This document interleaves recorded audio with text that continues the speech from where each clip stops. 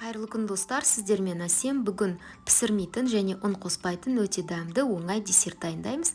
Десертімізге керекті заттар су, сүт, агар, қара шоколад, қант және какао қажет.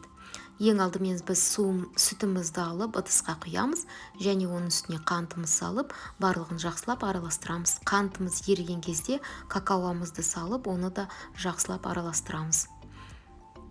Агарымыздың үстіне су құйып, оны да араластырып қоямыз.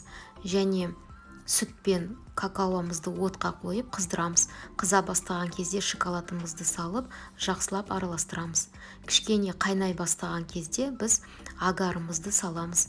Агарымызды салып, жақсылап араластырдық. Оттан түсіріп алдық. Енді бет қатпас үшін бірнеше рет осылай араластырып аламыз.